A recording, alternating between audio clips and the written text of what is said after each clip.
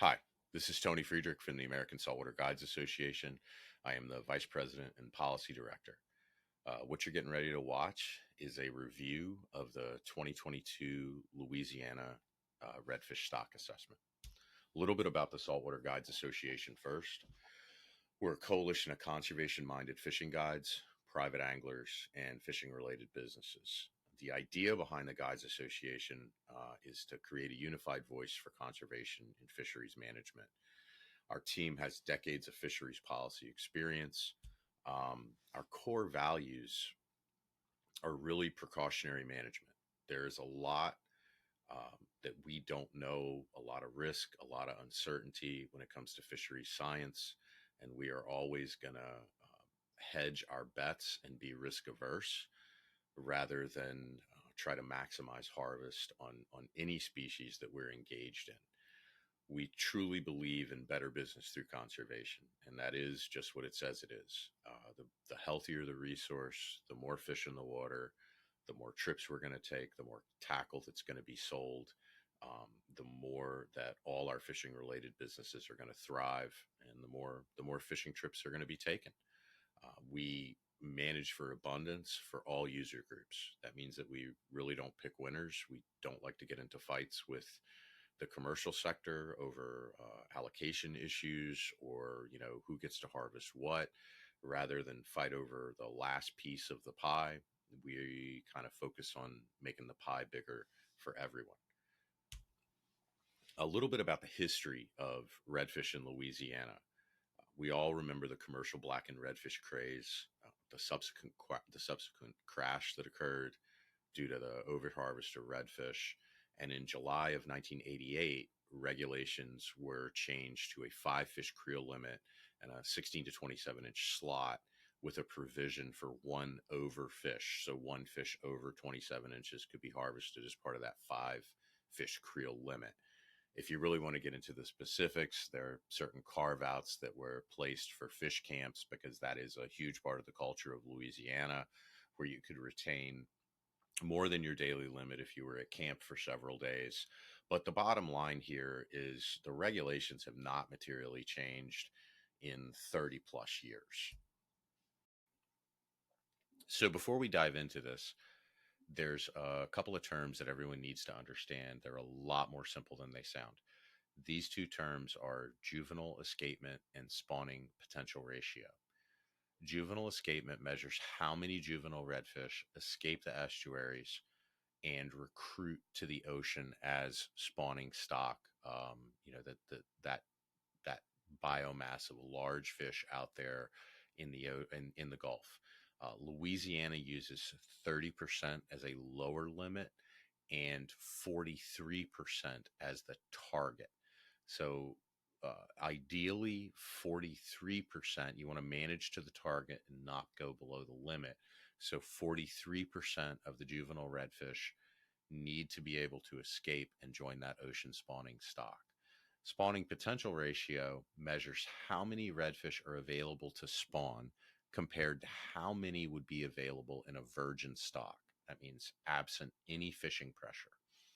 That ratio is used to understand the health of the adult population in redfish.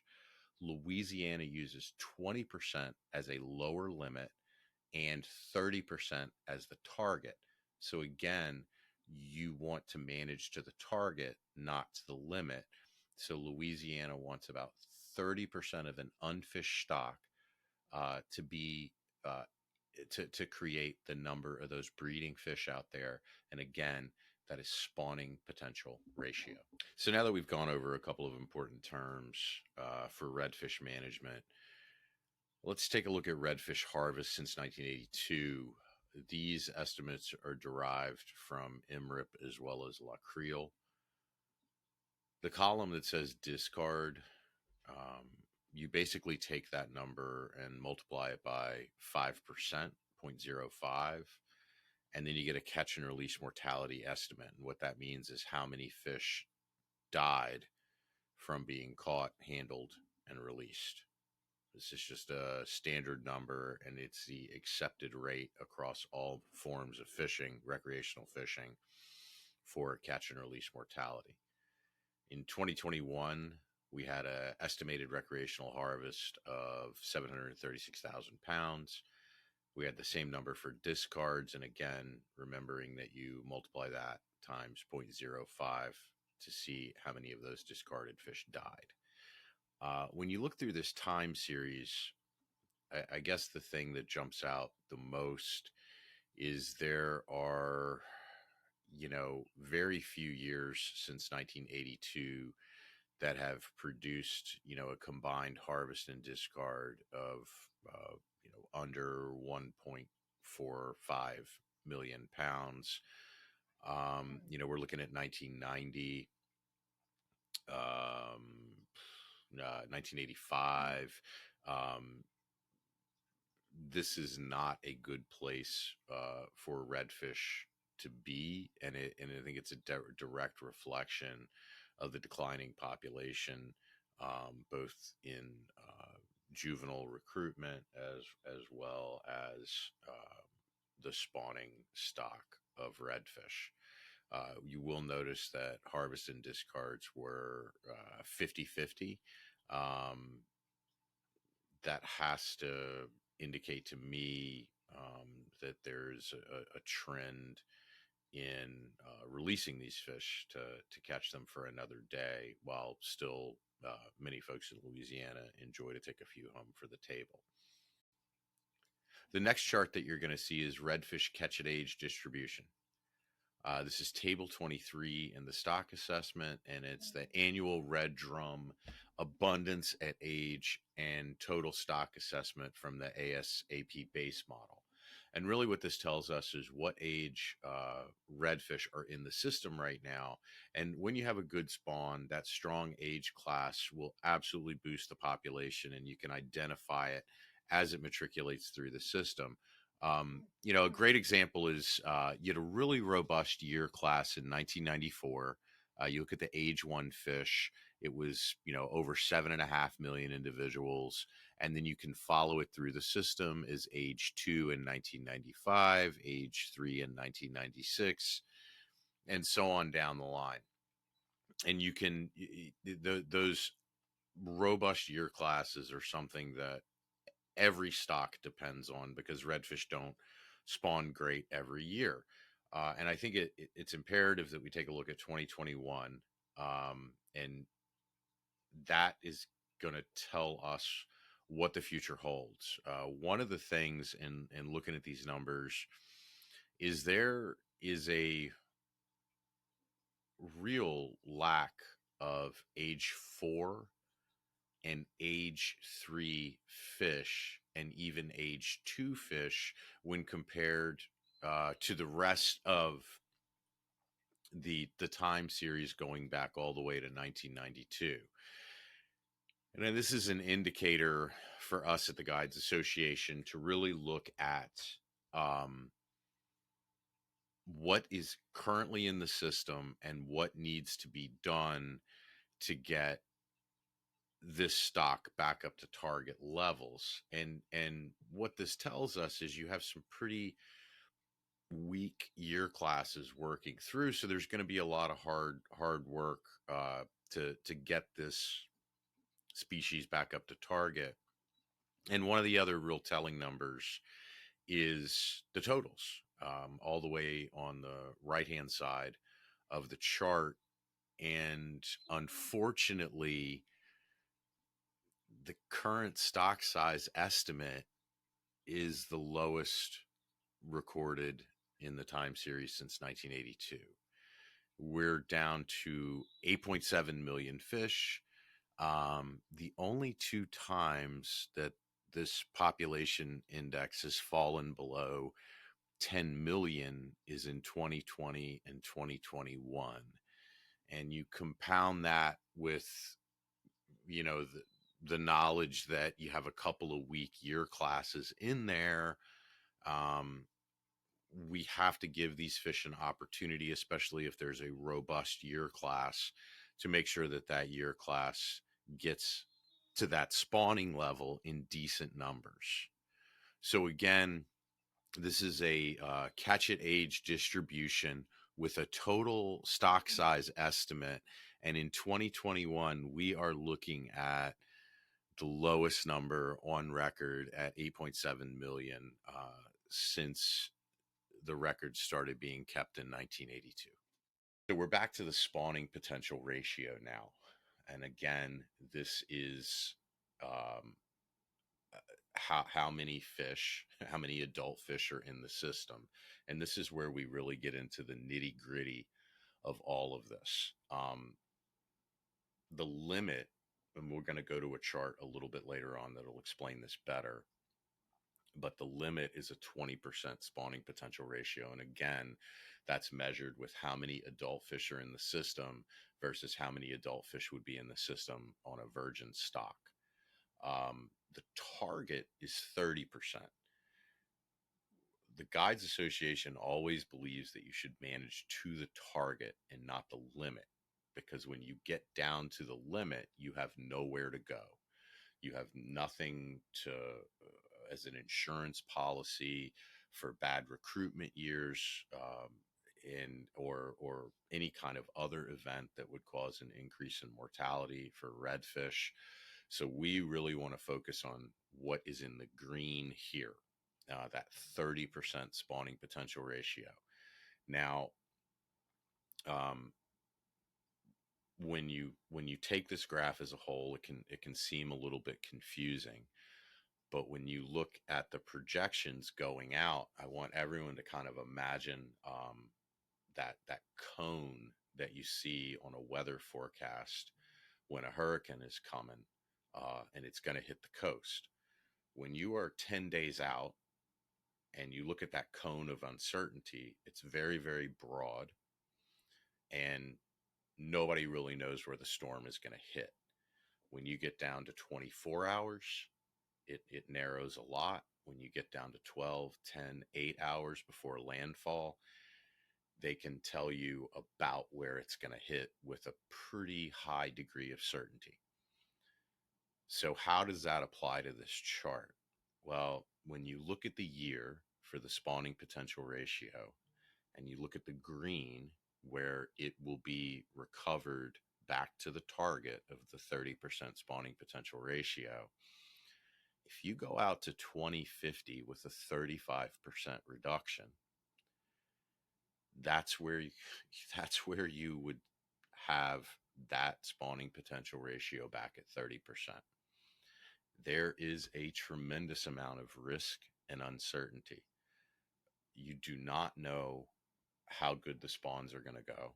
You do not know all the things that we cannot control, like habitat loss, the variety of issues that redfish face in Louisiana that would affect the survivability of the juveniles and their ability to add to the spawning potential ratio. So basically, when you look at 2050, you're looking at like a 3 week out storm forecast where they don't even know what state it's going to hit. It is an extreme amount of risk and uncertainty when you push things out that far. So again, at a 35% reduction, you're looking at a rebuilt spawning potential ratio in 2050. It's not too great. If you take an extra 5% cut and you take 40% instead of 35, you are rebuilding by 2040. If you take a 50% cut, you are rebuilt by 2034. There is a tremendously more larger amount of certainty surrounding something that can be rebuilt in about 10 or 11 years versus guessing out to 30 years. Something to really think about. And we'll show you the options coming up here in another few slides. But when you look at these percent reductions, you have to think more along the lines of when will this stock be rebuilt to target versus what percent reduction we're going to have to take, because I think that's where all conservation minded fishermen are. How can we rebuild this stock, to where our fishing businesses can get back to what they were. So escapement projections. This is a little less doom and gloom than the SPR because it takes a long time, a lifespan of a redfish to kind of reach its full spawning potential. They're very long lived fish. We can return to target on the juvenile escapement much more quickly. That same 40% reduction, you are back to your escapement projection by 2024 on this really, really fast. And that is the benefit of having a fish that does grow so fast, in its first 3 or 4 years of life. So this isn't all doom and gloom. We can get back fairly quickly to the escapement projection target, which is about 43%. The limit is 30%. Again, we don't want to manage to the limit. We want to manage to the target. So we'll go on here to the next slide, and this is kind of where the rubber meets the road. So the chart that you're looking at, with the different colored lines, the one on the left side of the screen that I'm looking at is your spawning potential ratio. The one on the right is your escapement limit. The different colored lines represent different percentage reductions.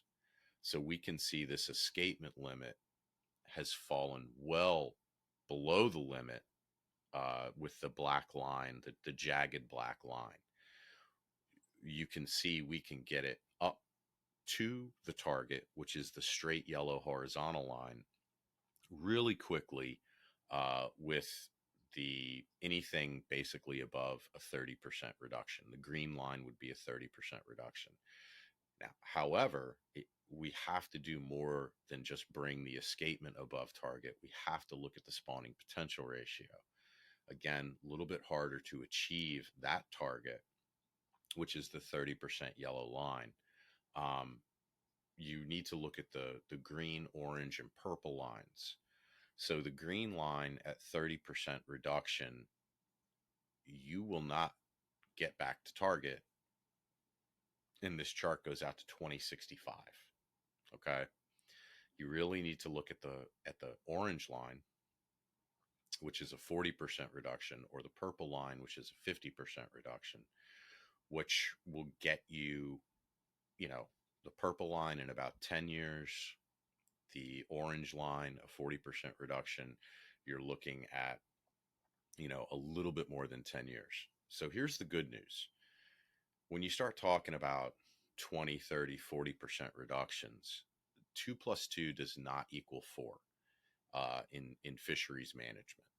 Um, you have a couple of different tools in your toolbox, and that's size of the fish, the size limit, the creel limit, and seasonal closures. So with no seasonal closures, just moving the slot around a little bit and going from a 5 fish limit to a 3 fish limit without the allowance of the overslot fish, depending on how much you move the slot, you can get to that 40 and 50% very easily. If you move the minimum size up, this is just an example. If you move the minimum size up to 18 inches to a maximum size of 25 and had a 3 fish creel limit with no overfish, you got your 50%. You got the SPR rebuilt by 2034. You have the escapement limit off the charts above the target, and Louisiana redfish can be recovered very easily. And that's just a reduction of 2 fish, no overslot fish, and tightening that slot just by a couple of inches. And that's what I meant, in fishery science. 2 plus 2 does not equal 4. You don't have to necessarily subtract those fish, the creel limit, because you can adjust the size limit. And again, this is a benefit of redfish being such a fast growing fish for the first 3 or 4 years of their life. Moving that slot limit is not going to inhibit someone's ability to take home their limit for very long, because they can grow so much in a year. A fish that is 16 inches in May, will be 18 inches by July easily. These very fast growing fish, and just understand that tightening that slot an inch or two on either side will get you to your 50% reduction, and rebuilding that stock as quickly as possible. And it's not that much of an impact on an angler's ability to take a few fish home. So all those regulation packages that we just saw are examples, and they show different combinations of bag and size limit to achieve a certain percentage reductions. These reductions and proposed regs are not our official positions. They're just hypothetical alternatives to give everyone an understanding of where the redfish population is and different alternatives out there to get it rebuilt. Um, the bigger bite that you take today, the faster the recovery of the species will be. How does this translate with the regulations? A 30% reduction fails to reach the spawning potential ratio target even by 2060. A 40% reduction, again, tons of combinations on there with the slot limit, reaches the SPR target by 2040. And that could be 2 fish at 16 to 25 or 4 fish to 17 to 24. You can see just tighten it up on 1 inch on either side allows you to keep 2 more fish. A 50% reduction gets you 6 years earlier than the 40%. And again, you're looking at 4 fish 19 to 26. Again, these are just examples that Louisiana, the agency in Louisiana, put out. These are not our official positions. If you wanted to push the limit to 70% reduction, your spawning potential ratio hits target at 2030. And that would be a real tight slot, 3 fish at 17 to 20 inches with no overs. This is just, this slide more than anything is just a way to illustrate the different combinations that the state has provided, the different suggestions to get redfish rebuilt in a reasonable timeline. We're currently waiting for specific proposals from LDWF. It is very fair to assume that the slot will tighten and the bag limit will be decreased. Generally, as I said at the beginning of the presentation, the Guides Association prefers precautionary rebuilding plans because success is more certain, and the stock recovers quicker because you're less in that cone of uncertainty. We understand what's going to happen with a much higher degree of certainty 10 years out than 30 years out. I mean, 30 years out, to be frank, is just a guess. You might as well put a blindfold on and just start throwing darts. 30 years out is a real stretch. We have no idea what's going to happen between now and then. 10 years out, huge degree of certainty in comparison. So we hope you enjoyed this presentation. We kept it real short. We kept it, as simplified as we possibly could, just to give anglers and guides and businesses an idea of what redfish recovery looks like in Louisiana. If you have any questions, feel free to email us at info@saltwaterguidesassociation.org. We did a presentation for some guides last week. We would be happy to do another presentation where we could do a little bit deeper of a dive and have a Q&A. If you'd like to request that, again, you can send the email to info@saltwaterguidesassociation.org. We appreciate your concern for redfish. We appreciate your interest in learning more, and we look forward to engaging with LDWF to get these fish recovered as quickly as possible and to make sure that Louisiana is and will always be the destination spot for redfish. Thanks for listening. We appreciate your time, and we look forward to your emails and feedback.